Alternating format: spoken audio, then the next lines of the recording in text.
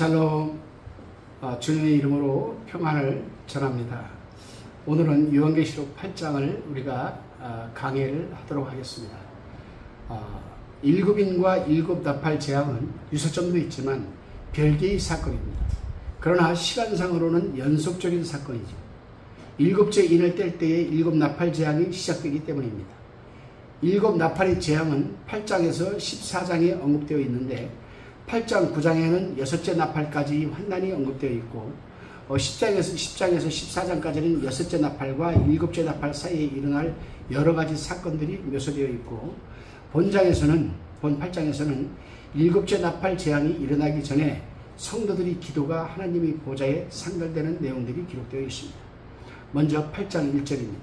일곱째 인을 떼실 때에 하늘이 반시 동안쯤 고요하더니, 하늘이 반시 동안쯤 고요하다니라고 했습니다. 한 30분 정도 고요하는 거죠. 일곱째 인을 떼자 하늘이 반시간 정도 고요하였습니다. 하늘이 고요했다고 하는 것은 경배하던 천군 천사들이 잠잠해졌다는 뜻인데, 나팔 심판을 기다리는 모두에게 한 30분 동안 숨막힐 듯한 정적이 흐르는 시간입니다. 이것은 나팔 재앙이 너무나 격렬하고 흑심하기 때문에 하나님의 진노가 임하기 전의 긴박감을 표현한 말씀입니다. 다시 말하면 폭풍 전야의 고요함과 같은 것이 알 수가 있습니다. 2절에 보니까 내가 보매 하나님 앞에 시위한 일곱 천사가 있어 일곱 나팔을 받았더라. 하나님 앞에 시위한 일곱 천사가 있어 라는 말씀입니다.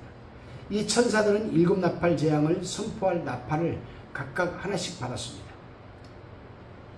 이 일곱 천사가 누군지 본문에는 밝혀져 있지 않지만 하나님 앞에 시위에 있다는 말은 천사장들임을 우리는 암시하고 있는 것을 알 수가 있습니다. 그 이유는 수천 수억의 천사들 가운데 하나님 앞에 시위할 영광은 아무에게나 주어지지 않기 때문입니다. 참고로 여러분, 우리 정경, 우리 캐논, 우리가 지금 읽는 이 개역한글 성경은 나오지 않지만 참고로 외경인 이 토비스라는 책을 보게 되면은 외경 토비스 12장 5절에 보게 되면 라파엘이 토빗에게 성도들이 기도를 드리며 거룩한 분이 영광 앞에 들어가는 천사 일곱 천사 중에 하나로 이렇게 기록되어 있습니다. 자신을 소개하는 내용이 나오는 거죠. 그렇다면 이 일곱 천사는 7명의 천사장일 가능성이 높다는 얘기입니다.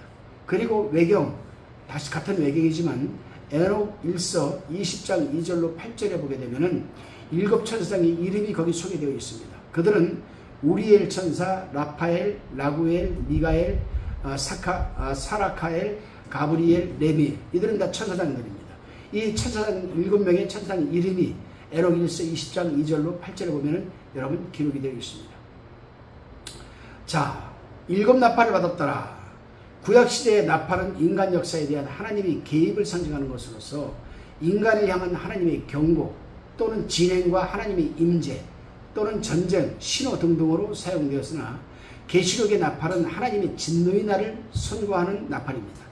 스바냐서 1장 14절로 16절에 보게 되면 여호와의 큰 날을 분노의 날이요 환난과 고통의 날이요 나팔을 불어 경고하는 날로 분명히 기록되어 있습니다.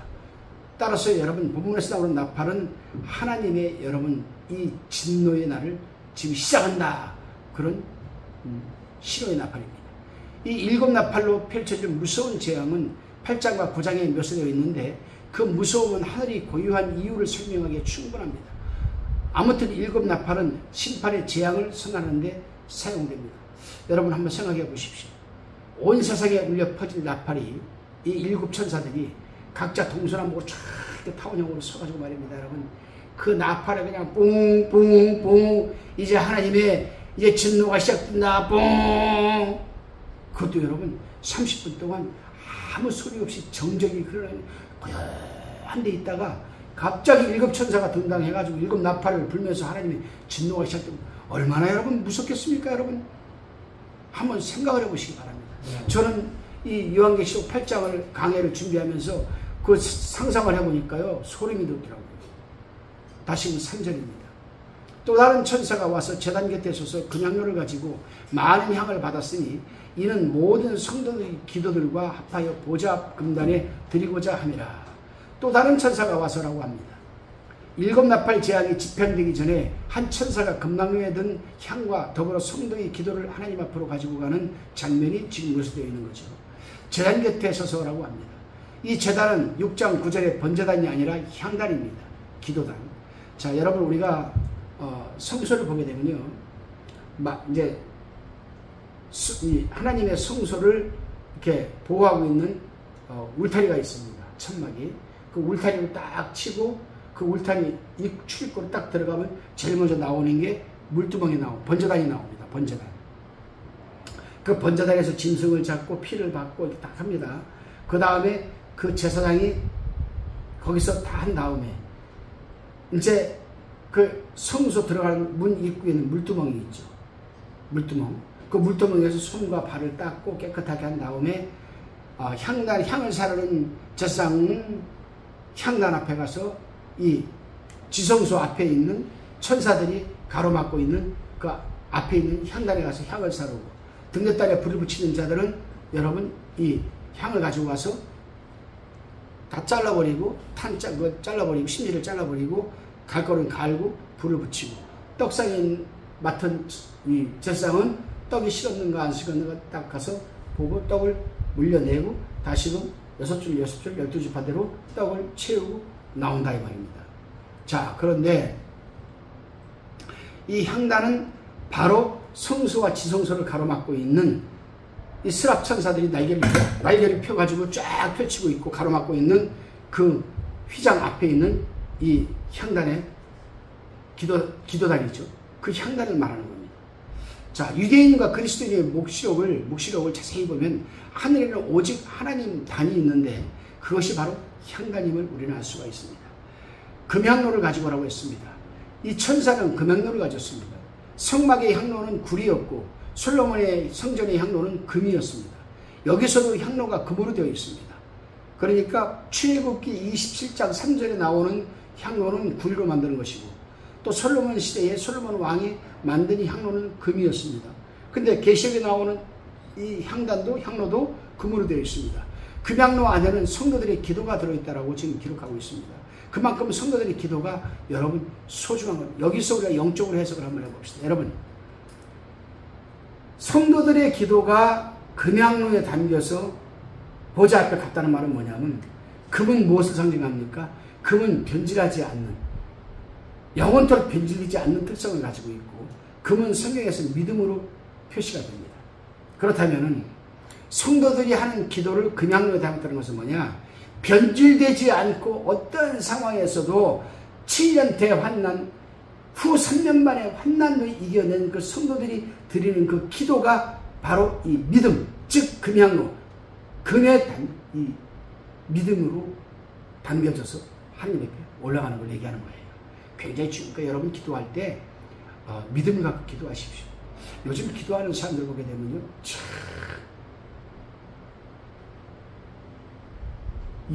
영이 참 강하다는 생각이 들어. 왜냐하면 기도합시다 그러면 바로 그냥 방언이 튀어나옵니다. 뭐 그 방언 한 기도를 들어보면 뭐 수백 수천 가지 방언 기도예요. 제가 전국을 집회하러 다니면서 이렇게 들어보면요, 뭐 나팔 방언, 무슨 방언, 뭐 띠리띠리 따라따라 뽀로뽀로 삐리삐리 아니 이런 말할 수 없는 종류가 많아요. 그런데 문제는 뭐냐? 우리가 매일매일 살아가는 삶의 환경이 다르잖아요. 어제의 삶이 오늘 똑같은 대표될 수는 없는 거 아닙니까? 내가 어저께 종로에 갔으면 어제 종로에 간 사람을 만났으면 오늘은 내가 영등포에 간 사람을 만날 수 있는 거 아니겠습니까? 그러면 기도 내용도 달라야 돼요. 어제 기도와 오늘 기도가 다르죠. 그런데 이 방언 기도하는 사람들 보면 어제나 오늘이나 영원토록 변함이 없는 참 진리의 방언인지 몰라도 방언이 변하는 게 없어요. 나팔 방언 띠리띠리 따라따라 뽀로뽀로 10년 전이나 지금이나 똑같습니다. 거기서 약간 변형돼야 어깨 한번 흔들면서 뭐 진동이 온다나 진동이면서 따라따라 띠리 뽀로뽀로를 어떻게 바꾸냐, 뚜루뚜루 찌리찌리 짜라짜라로 바꾸는 것 뿐이에요. 그 이상도 귀하도 없습니다. 이게 기도입니까? 기도 아니죠. 기도 아닙니다. 기도는 매일매일 내가 살아가는 삶의 환경에 따라 기도 내용도 달라져야 되는 거예요. 근데 습관적으로, 상투적으로, 기계적으로, 통속적으로 그냥 10년 전에 했던 기도를 지금도 변함없이 하고 있는 이 기도를 과연 우리가 금양로에 담겨져서 보좌 앞으로 상달될 수 있을까 없을까 한번 생각해 볼 문제 아니겠냐 이 말이죠. 기도 어렵게 생각하지 마세요. 남들이 뭐 방언으로 기도한다고 그러니까 나도 띠리띠리 따라따라 뽀로뽀로 하다가는 중간에 사단 마귀 원수가 다 불어가지고 공중에 날아갈 뿐이에요. 진실되게 하나님과 대화하는 것. 하나님 방언 못해도 좋아요. 좋습니다. 한경직 목사님이 방언했습니까? 못했죠. 하나님 나 사실 오늘 하루가 이렇게 시작이 됩니다. 하나님 오늘 이렇게 시작되는데 하나님 하루를 시작하는 삶 속에서 내가 아버지 하나님 믿는 자들과 함께 어울리게 도와주시고 살아가는 삶 속에서 어려운 문제 하나님께서 피할 길은 피하게 해주시고 이렇게 솔직하게 하나님 앞에 우리 한국말로 그냥 기도하세요. 그 짝퉁 방언으로 하지 마시고. 여기서 우리는 한 가지 생각해 볼 것이 또 있습니다. 금양로, 제단 등의 용어는 하늘에 성전이 있음을 뜻하는데 21장 20절에 보면 성전이 없습니다. 왜 그럴까?